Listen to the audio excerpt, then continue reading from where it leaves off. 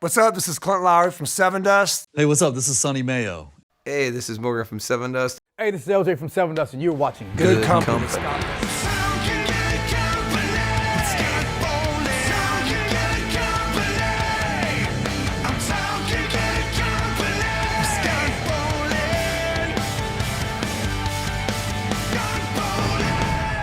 Appreciate it, brother, for being here. Oh, yeah. Good, Awesome, man. Yeah, How you doing, absolutely. man? I'm good, man. I'm good. I'm excited to be here, man. Yeah, man. Let's do it. We gotta do this again. You gave me this little look, man. I was into it. I was trying to gaze into your eyes. I'm like, I believe. I love it. Great question.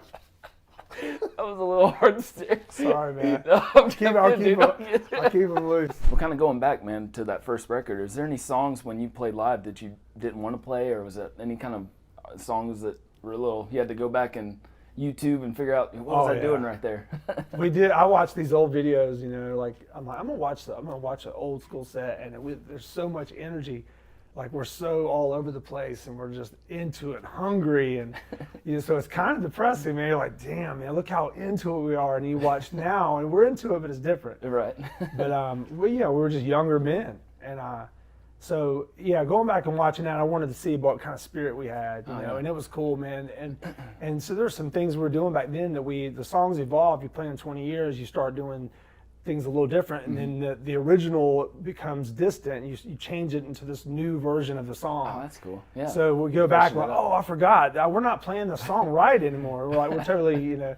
But it's cool, man. I went back and listened to it and watched the videos just to recapture that where we were. You can see it on the video, and it's like the old school video where you see the date in the bottom, you know, and you know, November 1997, you know, and that's always cool, man. And years later, I worked at a place called Hot Rocks in Georgia, Cobb County, and my band body. And so I think we pretty much stopped, and a couple of us were playing on Monday nights, just acoustic and jamming up, no more than acoustic and jamming and playing covers and some of our songs. And one night, Morgan Rose, Benny Hornsby, and John Conley walked into Hot Rocks, which is a place that had the hot rock and you cooked the food. It was a Jamaican place. That's so cool. I was a host because they figured out I couldn't cook. I was only a musician. That's all I said. I don't know what I'm doing here, but they're like, yeah, that's what you do. So you just welcome the people in. And this one night they came in, and I remember Morgan sitting down and saying, man, we want to be in a band with you. For me as a kid, I was like, oh my God, these are the guys that I've watched, like Benny and these guys in Snake Nation. I'm like, wow, this is Morgan, you're an incredible drummer. Benny, incredible. And John at the time had been in the Peace Dogs. And he's playing drums, right? Yeah, drums. Yeah. When we first got together, John didn't have a guitar strap. And so all of a sudden they're like, hey, let's jam. We went to the rec room, and Lee Banks at the time was our guitar player, which was from Body and Soul. Oh, yeah, cool. And man, we were at the rec room and we did a song called Crazy, which was an old Body and Soul song that we kind of reformed. And then the song Black that John wrote, but then we, changed it around and wrote Black to the music. And we had two songs, and we were like, this is a sound that for me, I was so proud of that I'd never heard before.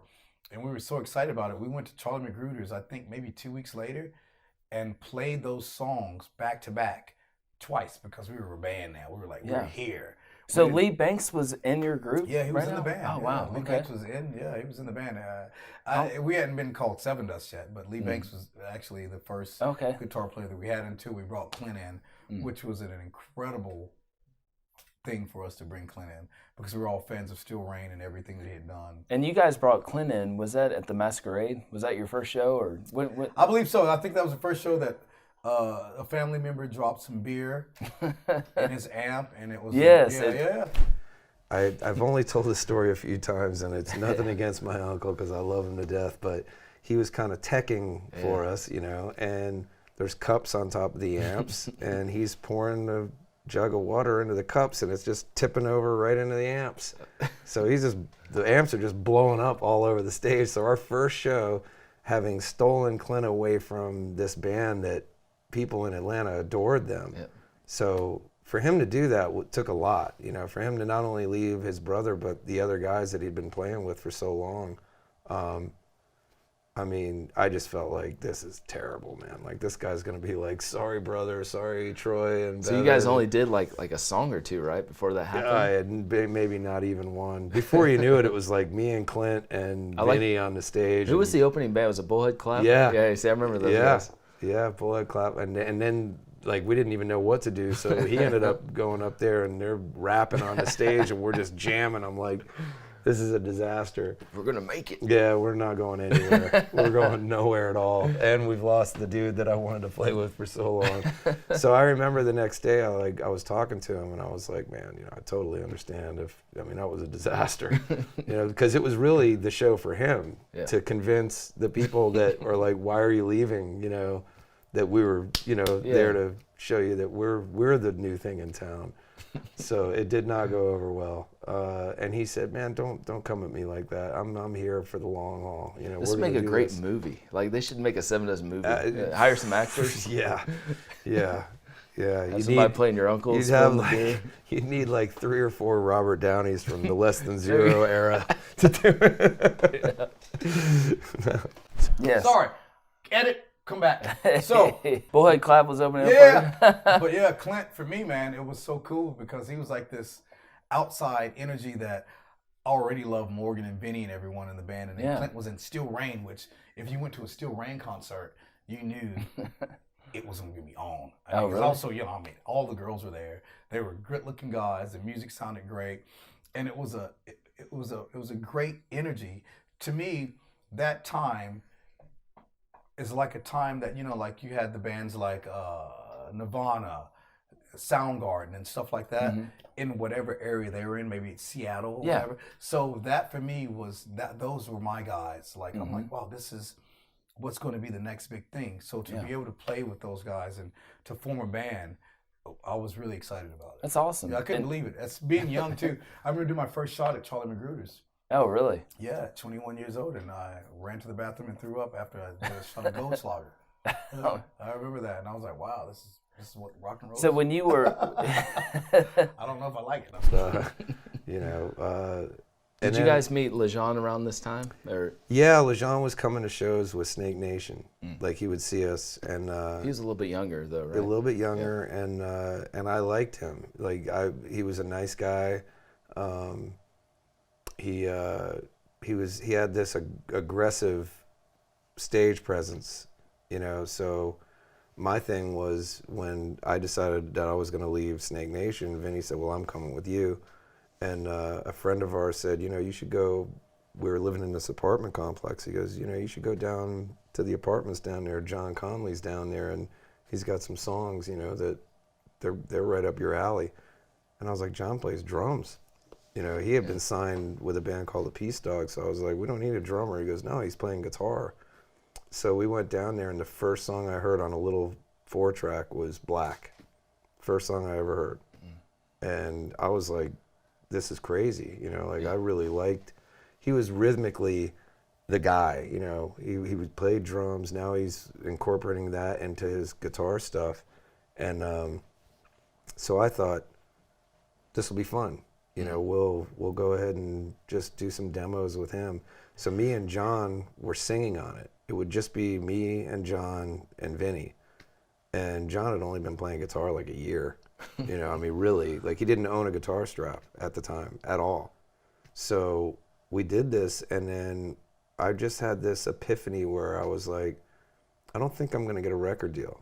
Like, Yeah, it's not looking too good. It isn't looking good, and, after you have the door slammed enough, you start to get numb to it, where it's like, I was kind of miserable in Snake Nation. I didn't need control, but I needed to be part of the democracy. And me and Vinny would be on our way to rehearsals, and we wouldn't even talk. And we were living together. We loved each other, But we would just sit there knowing what we were going to walk into. We'd be just driving, and we'd look at each other and go, like, you don't even have a deal yet, There's no money on the table at all, and you're already dreading going into create, So that was something that it was a good thing. I had that epiphany where I was like, I'm just going to get some dudes that I don't care if they're even good.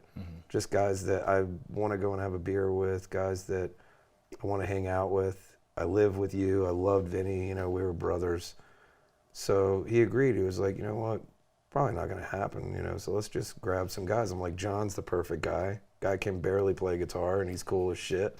So let's go with John. Yeah. And then LeJean was the first person I thought about. I was like, you know, he's cool. You know, he's a cool guy. But he was younger, and I thought, you know, he kind of looked up to us. I didn't think I could take him from his band. So the deal was I would manipulate, you know. Immediately I'm like, okay, well, but if we take him and the guitar player, then he'll have somebody he can, you know, relate to coming in that he'll feel comfortable. So I broke that band up and stole him and... Right, so before we got Snot, I actually have a, I got your very, very, very first album. I found right here. It looks like you got a beard and some long hair, man. Have you ever seen that? Oh my God, I've never seen that shit. He looks like Keith Moon. Sonny Mayo, so far so good. Like right there. And then Dave stole it and said, "So what?" So what? Yeah. Dave, let me see the back of that. Yeah, That's man, look. incredible. You're everywhere. Dude, I've never seen this before. That's good. What vibe is this? What? Man, I searched Sonny Mayo on eBay and this popped up. Look at him. I got a deal on that one. This was back when I was not gray and had a hairline. Well, I still have a hairline. It's just back here. Hold on a sec. We can do there you go. That's good. And then, so check, wait. Sonny Mayo, vocals, acoustic guitars, strings. We're going to get you to sign that before you leave. You know it, too. bro. Yeah. That's going on the My wall. signature looks kind of like that anyway. Yeah, man. That's incredible. You're so funny. We were like thinking about different people we were into that time, and Skin.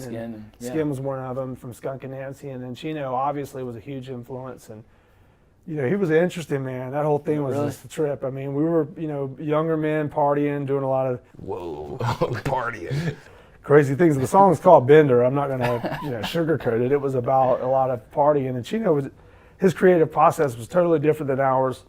He would just hold up in a vocal booth and just, you know, ad-lib these vocal melodies, and there were like these delays and all these weird things. He had his own little effects thing he brought with him.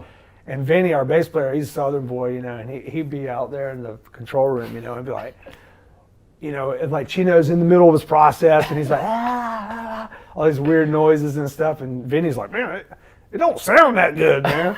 It don't sound good, and like, you know, and so eventually it comes around, and Chino, like the third day of just him doing that, he just comes out with that chorus part and the verse and stuff, and it just kind of came out. So, you know, that's the cool thing working with these different artists, is seeing how they come up with what it is that they are. When you were working with Chino, was it opposite of that? Because No, he was there, Chino there for a while. No, Chino was great. You know what, man? I don't know if I could say this, but I wonder if we had anything to do with the White Pony album. It was right before. Yeah. Was it right before or after? Oh, it was right before. This was in '98, right? Oh, so he was already... White Pony was in 2000. Oh, well, that's weird. Yeah. Because he got to ride a horse at the farm.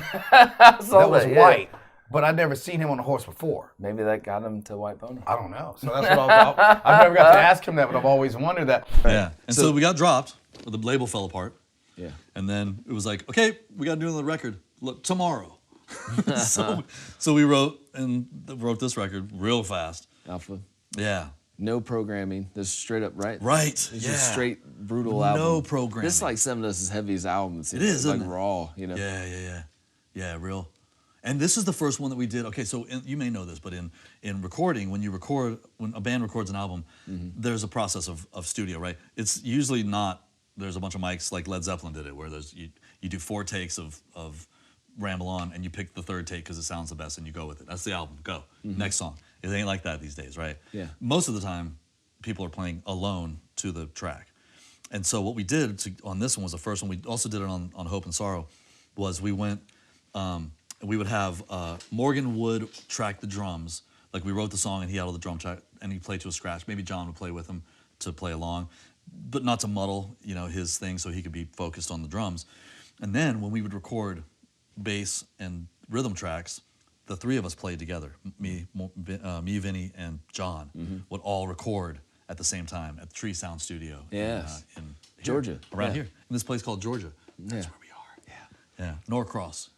Oh man, I grew up around Norcross. Yeah. It's right on Peachtree, right on the corner of Peachtree and Peachtree. there. Yeah. Sure. Oh, Peachtree Industrial. Peachtree Industrial. And Peachtree. Like all these fucking Peachtrees. How you gonna name every street Peachtree? What are y'all doing?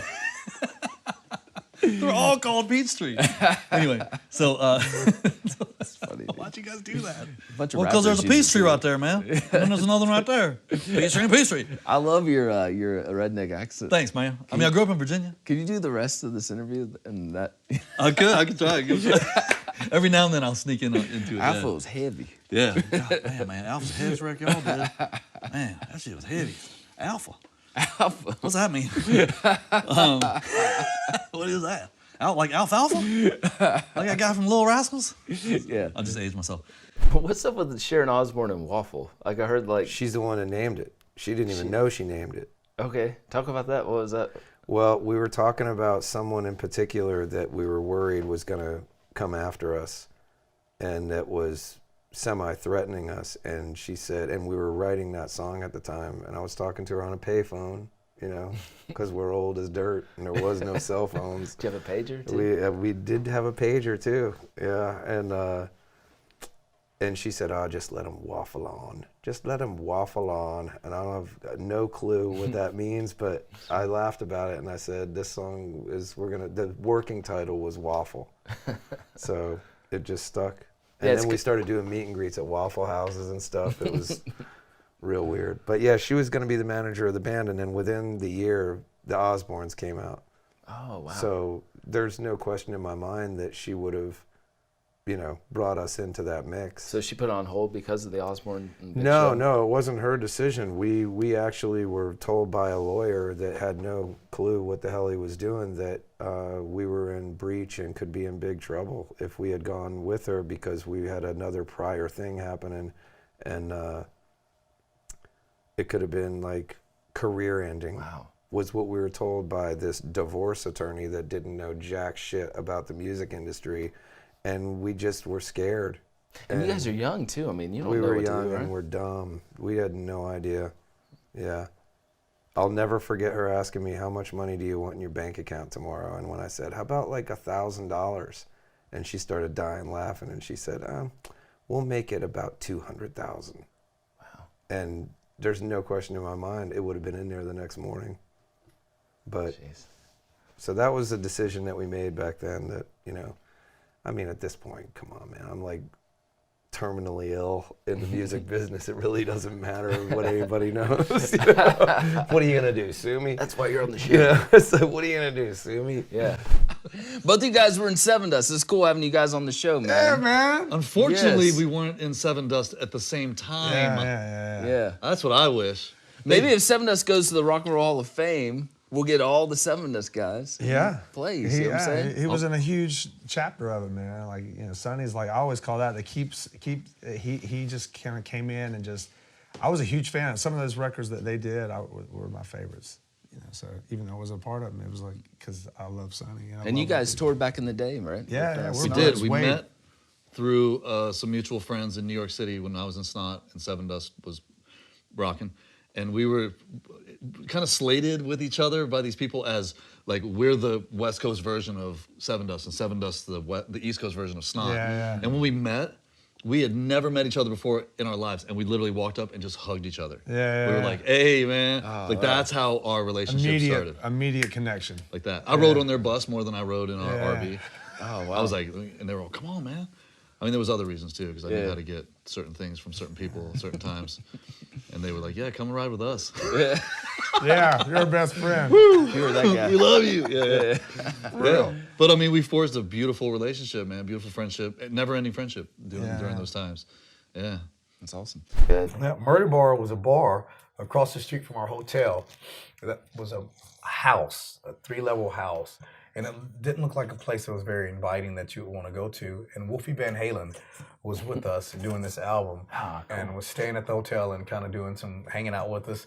And I remember getting back from the studio one night and we're like, "Man, we're getting ready to go across the street to that bar." And he's like, "But didn't so-and-so say you get murdered if you go there?" And I was like, "Oh yeah, that's the murder bar. Let's go." And so that's what we called it. No one ever got murdered, but it just looked like the place that you wouldn't want to go to. But it was right across the street. Burger King, this place, and I think that place actually for me helped with this album. You know what I mean? It was a place you went to, and it was all regulars there. Like Where was this? Where was this at? Was this Butler, New Jersey? Okay. I remember one guy that was the local janitor at the school, the elementary. But all the people that were our age knew him from when he was the janitor when they were kids in the 7th grade. He didn't talk to anybody, but he would talk to me. He would sit at the end of the bar. Carl, I remember his name. And Carl was a weird guy. Yeah. And you're like, And I do remember when some people would come in and be like, oh man, you're hanging out with Carl. And I knew if they were a bad kid because he would be like, and I knew, I was like, oh, you gave Carl a hard time in school. I knew it. But you know, just stories like that, you know what I mean, just made different. You could tell that this community was tight-knit, and we would go in the murder bar, and Carl, the old janitor, would be there, and these kids would love us and be like, oh man, Carl, hey man, what's up? I'm like, all right, I ain't talking to you. Carl don't like you. And then sometimes you would kind of say, yeah, I remember that kid. That was a good kid. And what a, you know. You need to write a song about Carl. Yeah. Even though, you know, we've had a lot of crazy stuff going on in our careers, man. Things like this and to talk about this reminds me of the reason I love what I do. And to these songs all mean something, man. Everything means something, you know. Totally. I saw that tour with Uriah Heep opening up. I mean, that was the first concert that I went to. That back then it was like I was so terrified of the smell of marijuana, and like you go into the arena, you know, and it's like here's the marijuana going, and I'm like, you know, freaked out. I'm going to jail. I'm going into a hospital. Jail, then hell. You know, it's like jail, then hell. So I mean, and it's like, you know, dudes walking around, you know. You know, they're probably like my size, which is absolutely not intimidating. But back then, you know, I was like, look at this giant, you know. But it was like, I remember they open up and here comes the Hellion, you know, and like Halford's up on this scaffold, you know, up in the air. And I think actually they might have opened up with Riding on the Wind, then into the Hellion and Electric Eye. But one of the best drum intros still to this day. Yeah, totally. So, I mean, I was in right then, but the big deal was I got the T-shirt. You know, I was like, I can go to school tomorrow with this T-shirt on. I'm in.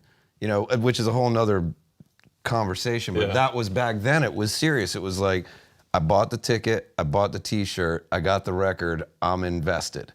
You know, like I'm in. I don't meet the band. I don't know shit about the band at all. I have to wait for the record to come out to open the sleeve. And if it's not a white sleeve, I'm like, oh yeah, you know, let me read some words and let me look at some pictures, you know. That was like a big deal. Now it's like everybody knows that I was at the Hell Yeah show last night for sure. Everybody knows that, you know, everybody knows everything. What did you have for lunch? Don't worry about it. You'll be reminded by somebody that'll tell you should go to a different place. And it's like, the mystique is gone, you know? So that mystique was there then. I saw it and I was just like, oh man, I'm terrified. Weed is here. The band is awesome. I'm scared, you know? I got the T-shirt.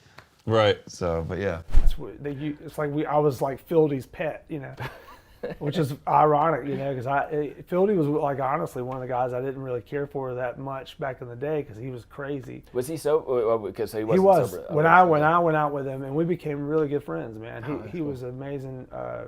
We talked about, you know, we read the Bible and all these different things and spirituality. We talked about all these things together and ideas and going on these long runs in Austria and. Like totally different Philly than I remember, you know. Yeah, not the rapper Philly. Yeah, well, the first time I met him, he had a cooler of beer, and he was like, "Yo, yo, yo, yo, what's up?" You know, I'm like, "Cool," and he was like, you know, if you weren't a girl, he wasn't interested. But then he was this real spiritual being, and then I always called him the angry Christian because he always had this look on his face. But he's reading, I'm like, "Hey, man, whatever." But he was great, man. He was cool to me. Unlikely friendship there, but.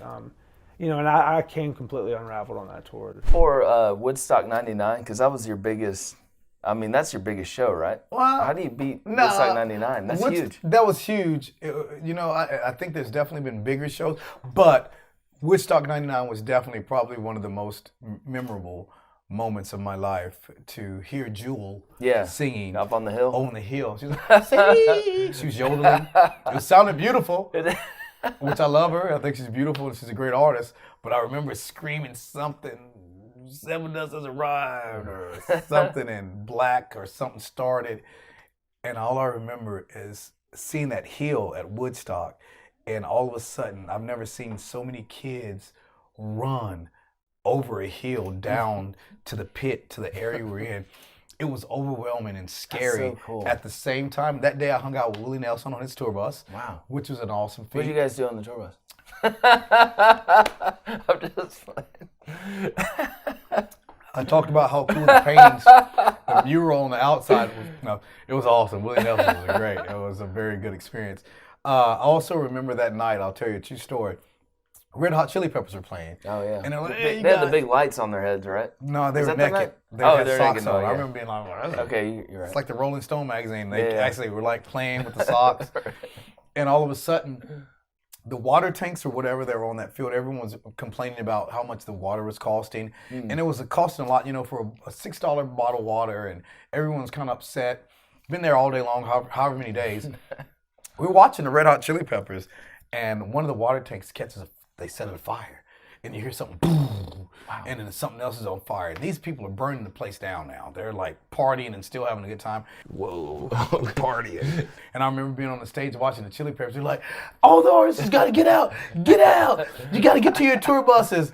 And for me, it was like Almost Famous. As a kid, we're like, oh my God, this is great. We're hiding on the bus. They're like, get down. They're trying to get you guys. We're like, no, they're not. Why are you kicking us out of here? But we're on our tour bus leaving and hiding, and they're like, they're blowing everything up, which they were just, I guess sharing their emotions about, man, we've been paying, I don't have any more money. I bought one water and a burrito, and that was $26. It's weird to say the water was on fire. There was a water tank that they burned up, and I remember seeing it from the stage, man, and getting out, but that was... Was that the bill Limp Bizkit was on? Because didn't they start like a big riot? Maybe so, yeah. But maybe that's what started it all up, but I just remember being on that stage with Red Hot Chili Peppers and being kicked off and escorted to our bus and heading out of New York. That's awesome. And we were like, yeah, we did this. But, so many stories like that. And Korn was on that bill too. Yeah, right? yeah. That's really everybody. cool. I remember getting there because we barely made it. I think we were coming from Canada.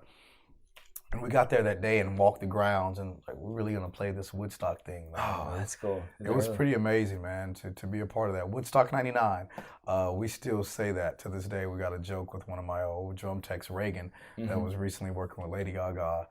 He's like, we could still go to a place right now. He's like, you know who this is? Woodstock 99. No one cares, but it's our joke. He wrote, personal taste, what music do you prefer to listen to? Yep.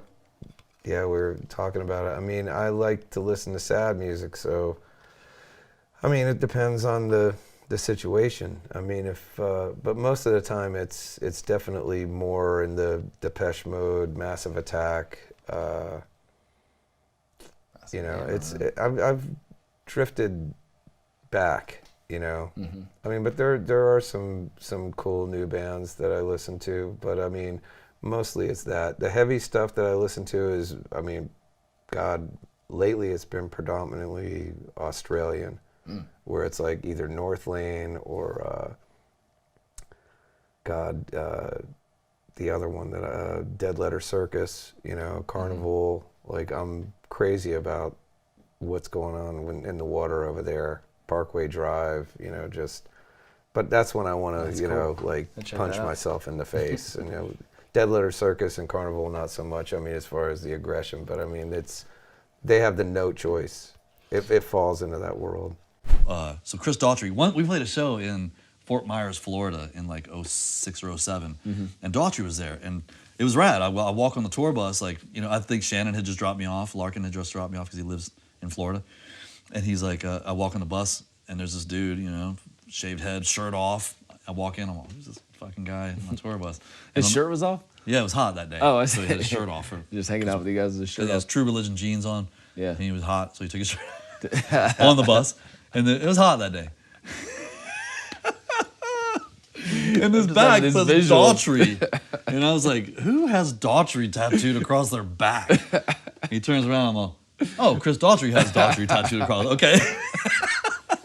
I mean, I guess that makes sense. Yeah, Oh. And he turned around, and Chris Daughtry, I mean, I'm rarely starstruck, man.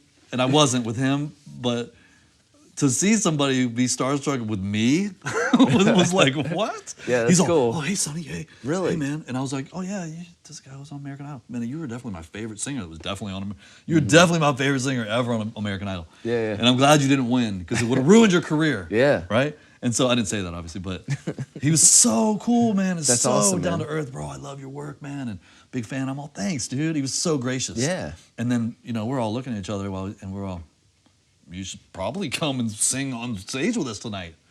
Wouldn't that make sense? And he's like, I would love that, man. Please. And we're all, yeah. What song do you want to do? Denial? Done. He said, wow. Yeah, he called it out. And so he was real sweet and is super cool. And so then that night, so what happens is, on stage nowadays, you can have a in-ear monitors. So we did, so you could run anywhere on the stage, and I have my own mix, I have my own pack, and my own mix, right? And so he took my mic to, stage right mic to sing backups with LeJean on Denial. So I got to hear him like just raw. That's cool. Yeah. And I was all, this son bitch can sing, dude. You hear that guy sing, mate? Good singer. You go down there and sing a song with us? Yeah. He's a good singer. So he killed it, and we, at one point we're like, let's have Daughtry sing on this. So I wrote the music to that, and most of the lyrics, except for the chorus, I wrote. And it was actually, it's called The Past, but I called it Cutter, because it was about a friend of mine who cut himself. He couldn't take the pain, the burning edge that drowns my hate, right? Those lyrics. Yeah. This sweet man who's sober, alcoholic, happy today, wife and kid, beautiful life, awesome human. When the pain hit, man, he couldn't take it. And he would take a blade and he would light it and he would burn it. Wow. And he would heat it up and then he would put it on his skin and cut himself with it. Wow. That's wild. Yeah. Heavy, man. And when he told me that, I wept. I was like, oh my God, bro. It hit me so hard. And then so I wrote these lyrics. And it was a poem. I just wrote a poem about it, right? And then when I wrote some music, I didn't really know they were going to go together technically. I had this music, I had these lyrics, and so when we were looking for stuff to put together, this came up, and me and Morgan wrote all the lyrics together. And then I had Daughtry sing on it. And actually, and the violins are so good. Yeah, the dude. strings are so amazing on there. But it's beautiful to hear. That's a great I'm not a story. great singer, so to hear someone take my lyrics and give absolute life to them about something that means so much to me is important. The funny thing was, I was like, it's called Cutter, and the dudes like John and Morgan were like, well, it's a little dark, and I'm you wrote a song called Tits on a Boar. Like, what's dark? What are you talking about? Like, what? Dark? Yeah. Morgan screaming "fuck you" every other song, like just to call us up. But I was like, okay. So we called it The Past. I was like, all right. Dude. That's one of those moments where I was like, what y'all talk? This band is dark as fuck, right? Like y'all are nice country boys and everything, but you're pissed. So, but anyway. So what's harder when you like writing riffs and writing lyrics too? I mean, what's hard? You're probably natural playing guitar. So. Yeah, that's the. And you write all your lyrics. I mean, do you go blank sometimes? I mean. Yeah, man. Yeah. I mean, it's like melodies first with me. Like I'll write the melodies and I'll write the music and I'll just drive around and listen to songs. And do you have like a pen, like in a pen pad kind of thing, like writing stuff like that? I'll go in my notes. If a lyric, I'll sing over and over, and if something sticks out, I'll like a lyric there or something, a topic that I really like, I'll go in my little notes and I'll write just the basic words and I'll go back and revisit it. Usually. But the topic, that's the hardest thing for me. Like, what am I going to write? I'll have the melody and I'll sing it like, na, na, na, na, na. And then I'm like, what do I want to say? What do I want to say? And then you start like looking at a body of work. All I'm talking about is this negative or this sad or how someone hurt me or how I'm going to get someone back. And like, I'm like, I got to change it up. I want to say something else. This isn't who I don't walk around in a constant anger state. I'm happy sometimes. Yeah. I'm going to write about that. I get hurt by certain things, or I start thinking about when I'm going to die, or I think about how much I've lived or what I've done. Like I want to write about those experiences in a way that people are like, man, I did that too, man. I feel that same way. That's the biggest thing is like any artist I've had that I listen to and they say something, I'm like, man, I wish I can't believe they said that. Yeah. That is exactly how I feel. Or, man, that person, that guy or girl, they're really putting out their feelings. They're taking off they're not hesitating. They're just saying exactly how they feel. And that's what I want. I don't want to put this Yoda poetic spin on my lyrics. I want to say exactly what it is in a way that sings well and it sounds good. melody-wise, you know, I feel like melody's first, lyrics are second, you know, because melody moves people just as much as the lyrics. What you said's great, man, because I do the same thing with interviewing. Like, I like analyze it. I'm like, oh, I love Yeah, the way yeah. this came off and stuff. It's good. I think analyzing, you know, people are like, oh, you know, you're overthinking. I'm like, maybe thinking needs to happen more. You know, maybe think more about it and push it and try to grind it out. Some things come super fast. Like some things you'll interview or something you're doing that some craft that you're working on. Some days it's great and it's easy and you're like, man, I'm the best. The next day you're like, I'm the worst and I need to start from scratch, you know? It's just part of the badness. You guys did with them too, man. And then Cold Day Memory. Yes. So was that with Johnny K? Johnny K. All right, yeah, wow. You guys were, so Chicago in the Haunted Brewery, which is great. Corey Lowry, which one that hangs out with you a lot, was there. We did vocals and we had our own setup and we really wrecked through it. And for me, that was a great experience too, just to be able to be in Chicago and to live with the band. That was like one of the first times we lived together and we all lived on the same floor, which was the weirdest thing because the studio was being built and it was a big warehouse and we all had these DVD. Yeah, we all had these makeshift beds, and I had my cool chairs around my bed. But then there's Morgan right there, like. Well, talk about Vinny. Vinny's smoking, right? Vinny's smoking right there. It's like it's not a bedroom. It's like I had I think I had a sectional thing that like maybe like was this big, but it was, you know, if someone farted, you could hear them. If someone had someone hanging out with them, you definitely knew that was hanging out. And in the morning at times, because the place is being built, I could wake up and there'd be a guy beside me sweeping the floor. Yeah. Because there was so much construction going on. But what an experience, man, to wake up every day and to be there. And it was freezing cold. We ate at this place called Kentones, which is right across the street. It was funny because Patrick Swayze at the time was doing that TV show where I think he was a cop. That was his last show. Yeah, his last show. Yeah. So he would be there a lot. You know, that was just the claim to fame there. But this was Johnny K. It was an experience. Your first song. What was your first song off this? I'm trying to think. Was it Enemy? Enemy. You guys still Yeah. play that to this day. Yeah.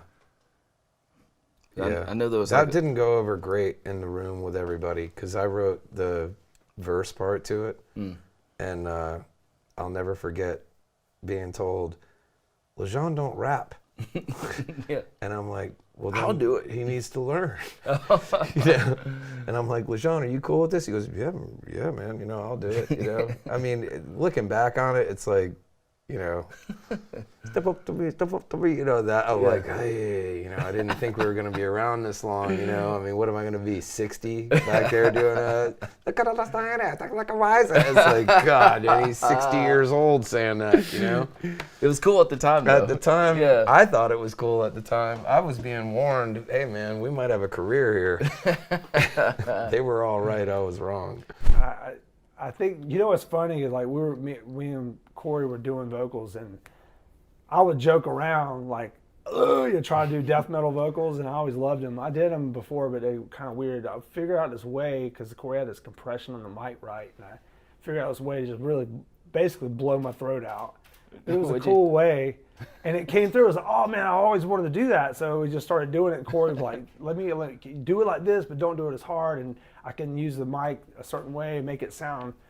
So it was just cool. It was like using the technology to help me do it, and I mean, it was just it's therapeutic. We would do those vocal sessions, and I'd be like, Corey, I feel better, man. Like I feel like our problems are like, you know, it's weird the therapy of doing those kind of vocals. I don't like doing them that much anymore because it really does mess your throat up if you don't do it correctly. And So do you do it live?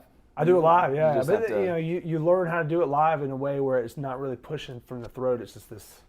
It's kind of like a falsetto of the scream world, you know. Like I think there's a vocal teacher, Melissa Cross, that does like the zen of screaming, where they're screaming, but it's not like full throat push. It's like this really undertone way that they do it. I actually think I heard Chino talking about that. Yeah, he probably does it. You know, Right. he's, you know, I know Randy from Lamb of God. He knows how to do it really well. But And then one day, after I left Head in late '04, went back to the animal hospital. My soon-to-be ex-wife and I had a dog walking business. So, you know, animals everywhere. January 19th of 2005, Morgan Rose calls me. I'm like, hey Morgan, He's like, what's up, bro? I'm like, hey, man. He goes, what's your party situation? Whoa, partying. He has the same question. Almost, I don't know if he said party situation, but he's like, how you doing, man? How's your, I think it was like, what's up with the party? And I'm like, I've been sober for 3 years. He goes, cool, you want to join Sevendust? It was almost the same conversation. So they had already made up their mind. They were like, we want Sonny. They didn't, No tryout. They're just. There was a guy who filled in for Clint at one point when he like. Really? I what wonder his who that name? was. J3 or J. John 5? No, it was 2 numbers less. He played with Tommy Lee for a minute. Oh, yeah, I don't know, man. Something like that. John 5? No. John minus 5 minus 2. There was a J and a 3 in it, but anyway, he calls That me. guy's really mad right now when he He's hears like, it. asshole. It's always John 5. Yeah. Right? It's never J3. Oh, damn. He blew it. So he's totally mad right now. He's trying to figure out how to get the number. Oh, yeah, I'm John 7. So I played with Sevendust for a minute. for a minute. John 7 for a minute. So Morgan called me, man. January 19th. I remember, obviously, because there was some, like, I had to get my shit together and go. Because he calls, he's like, hey, man, want to join Sevendust?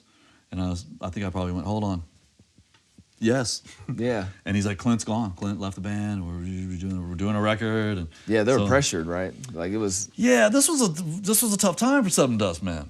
Talk about like Yeah. under the gun. I think they'd just gotten off TVT. Yeah, they'd just gotten off TVT finally. Just got away from management that was not, and they had this Wine Dark Records. This their manager at the time, who I have nothing nice to say about that man.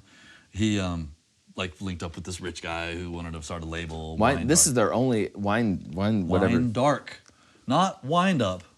Wine Dark. You mean like dark wine? No, Wine Dark. Like red wine? No, Wine Dark.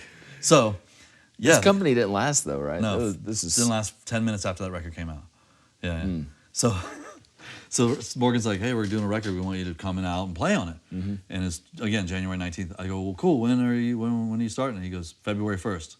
I was like, well, so I better put my 2 weeks in. Even though I only got 11 days or something like that. Yeah. And so, dude, I went to my boss at the animal hospital and I was like, hey, and I had told him the same thing I told my ex-girlfriend. I was like, sometimes I might get a gig and I'm gonna go if I get this call. And so I pulled him in this exam room the next day and I'm like, hey, man. So remember that thing I told you about? Yeah, the call came in. He goes, oh, cool. When do you leave? I said, 9 days. And he's all right, man. Well, if you ever want to come back, you're welcome. Oh, that's good. He's the greatest. Danny Miano. Boom, to this day. Pump. Dude. And so yeah, man, I got these songs. John sent me a CD and all these freaking tunings, man. Sevendust got Crazy more, tunings, huh? dude. They made me They made me another level of guitar player. They made me a better guitarist. And so I went out there. A lot of the stuff was written. I had a couple riffs on there, but I wrote a lot of lyrics on that record because the way that it was going was it was quick, but pre-production was like Morgan and John and LJ did a little bit, but they would get like a verse and a chorus going, and then move on to the next song. First chorus, and like we'll get it in the studio. We'll finish the lyrics and stuff in the studio, melodies. And so in my time that I was there, it wasn't really spare time, but in my time that I was with those guys at the studio, we did the record in 6 weeks, that album in 6 weeks, front to back. And I was learning, we were gonna go on tour like 2 weeks later, because that's how Sevendust does it. Just non-stop. Jeez, yeah, it's like a machine. I can't believe those guys are still doing it. It's amazing.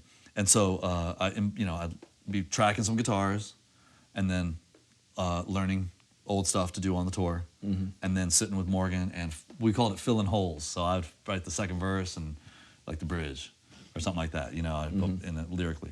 And then we did that record like that, man, went on tour. It was it was definitely the career highlight. And probably the band that it's the band that people go, what band are you playing on? If I want to, roll the dice and have a better chance of people knowing what band, having heard of them, Sevendust. Right. Yeah. So is that then we go in to do records. I mean, there was a band in particular when we were doing like our second record, and I was like, this guy's the worst drummer I've ever heard in my life. And then I hear the record, and he's the best drummer I've ever heard in my life. And I'm like, there's no way, period, that this guy played this stuff. And they're like, well, it's Pro Tools, we move it around and we make it up and we, shine it all and put it on the grid and we're all set to go. And I'm like, I ain't rolling like that. I'm not doing that. I'll play to the click, I'll do that for you, but I'm not doing all this stuff.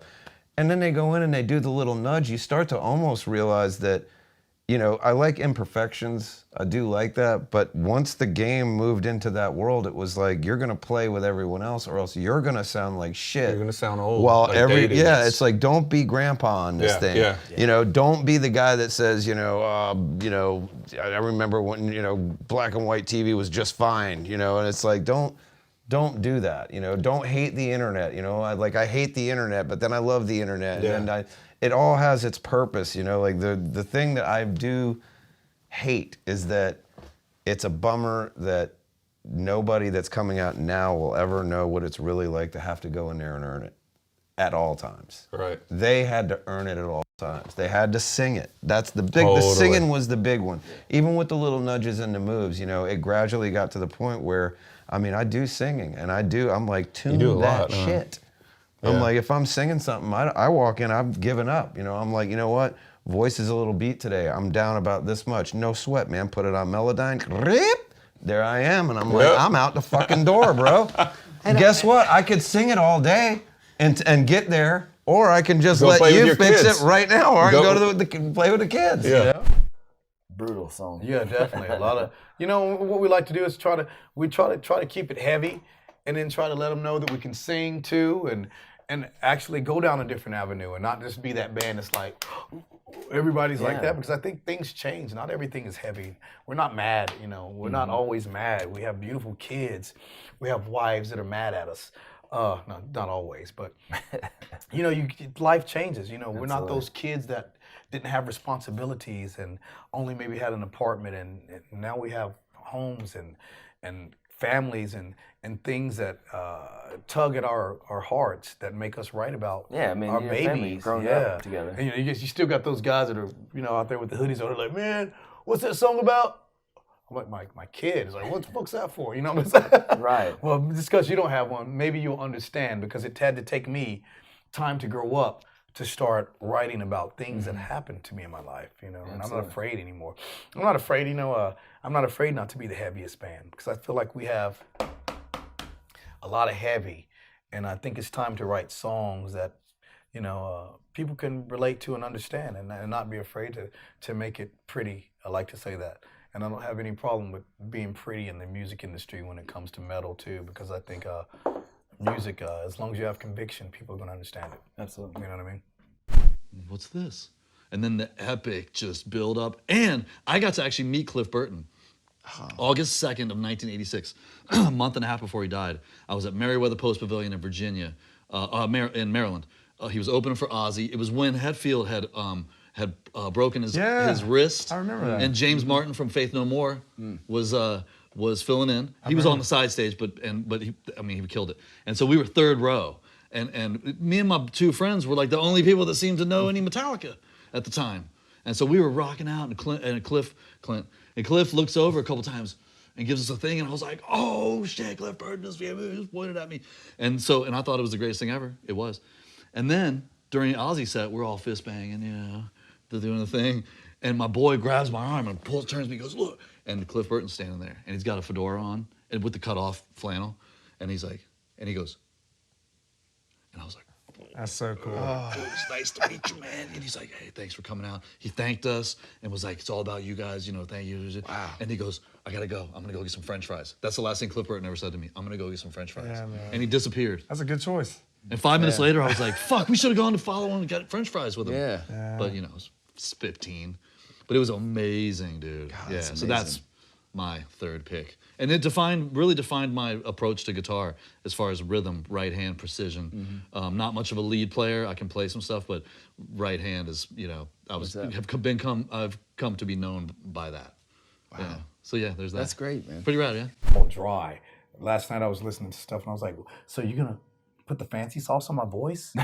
He's like, yeah, it's going to sound a lot better. And me and John were like, it's perfect. But Elvis did tell me, he's like, man, I would love to record you straight to tape, because he said that the tune was great. He didn't have to really do anything So it was for me. I felt stronger as a singer. He made me a better singer working with. I was gonna ask you, is that intimidating? Because he's worked with Miles Kennedy. You're like, he's amazing. I love Miles, and you're an amazing singer yeah, too. So is it like it was a little? He's worked with but the you know best what made of the it best. intimidating? All the guys said, "Oh man, you're gonna be under the microscope. You're gonna be under the microscope." But when me and him got in there, man, it was like he looked over at me one time and said, "This is what I'm talking about. This is what I've been wanting to do."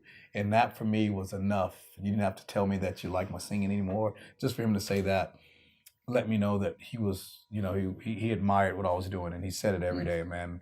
And how cool would it be to hear it from someone that's done so well and, made so many bands and wrote so many songs that have made bands to this day. People still remember their songs because, he had a part of it. And it was a pleasure to have him be a part of it.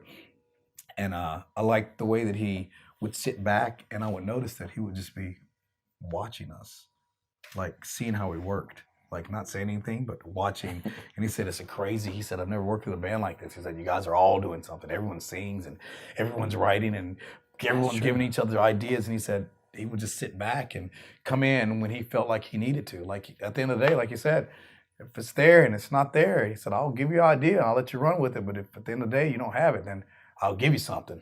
But it was never really like that. It was always like, hey, you like this? Or it was a working thing. It was a partnership, man. That's It awesome. was very cool. And I hated leaving the house, and I can't wait to do another album with him, and I would like to do it even longer than 33 days. So I want to go back, but before Snake Nation and all that, when did you start playing drums? I mean, how old were you? My nana bought me a drum set from like Sears when I was probably 4 or 5 years old, and my dad was playing guitar. We were living up north, and he played guitar and like immediately was like trying to teach me how to play Hendrix songs and stuff like that.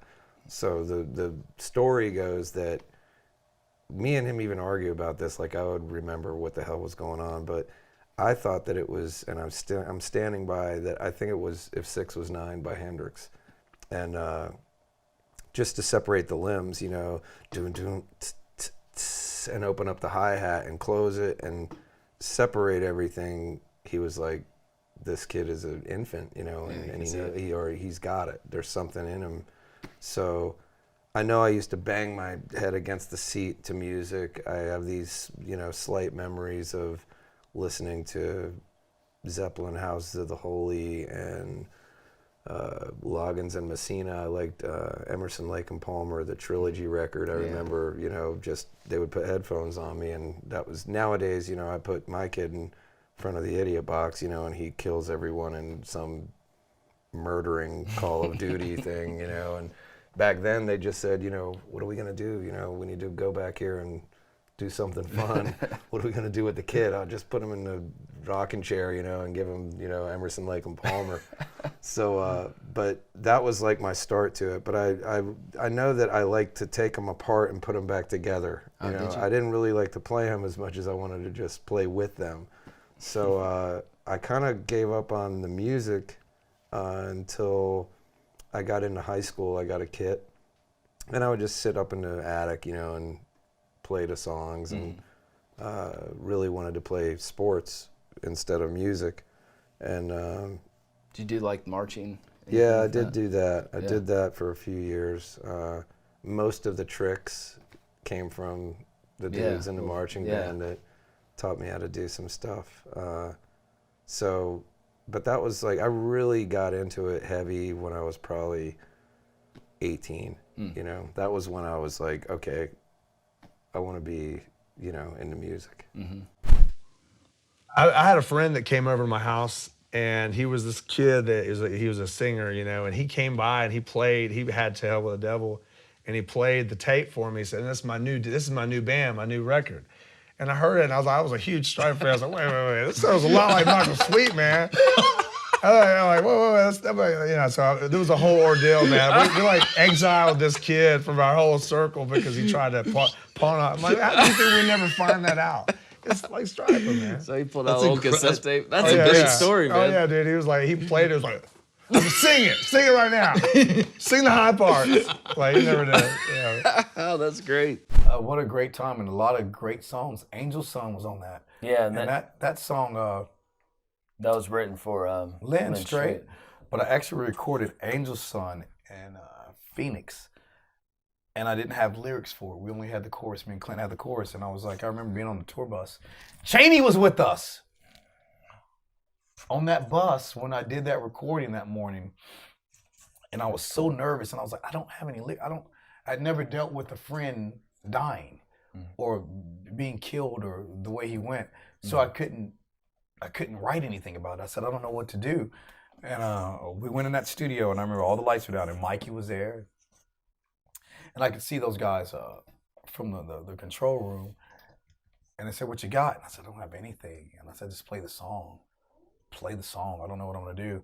And I promise you to this day that he had to be there with me, and the Lord or whoever was there, because when that song came on, up until I sang the first word, I did not know what I was going to sing. Really?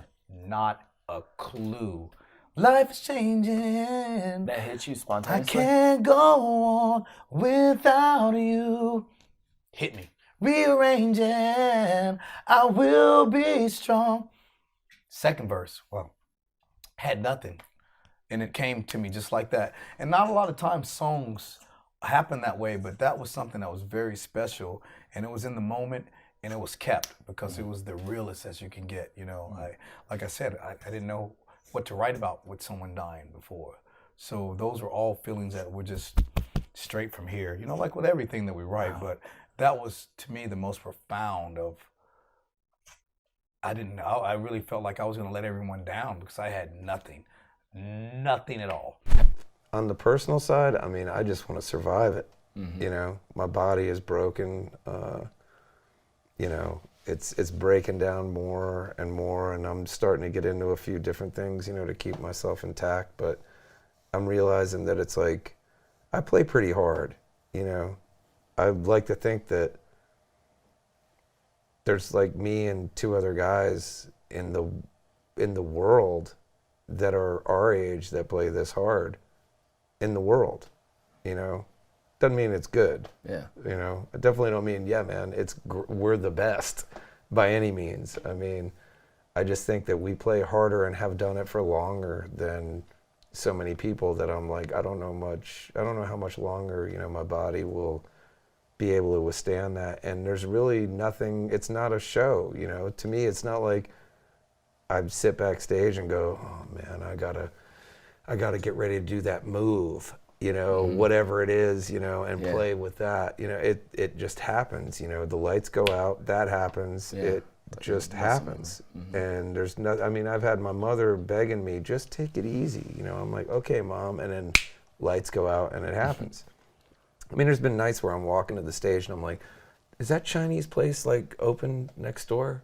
You know, when we're getting done, I mean, you can hear the chanting going on. And I'm talking about what kind of food I'm going to eat. It's funny you say that. I've heard Don Henley, I'm just throwing this out there from Eagles, say the same thing. He's like, he's thinking about what he's going to be doing later on that night, you know? It's like, it's not, the adrenaline isn't the same, but the minute that the lights go and it goes like that, you're like, it goes from, yeah, man, and it's just like, it locks you in, you know?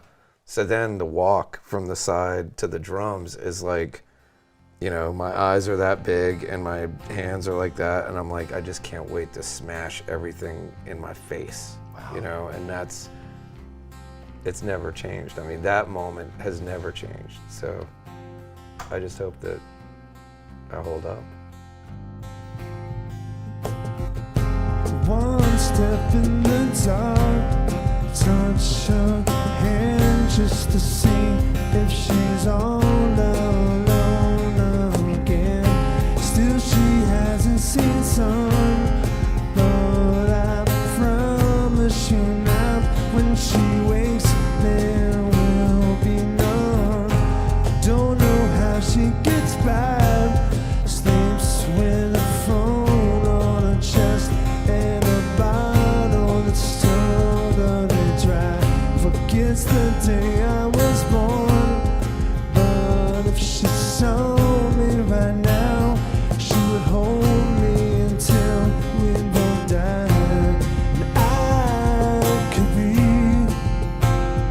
the one who would die to feel you breathe.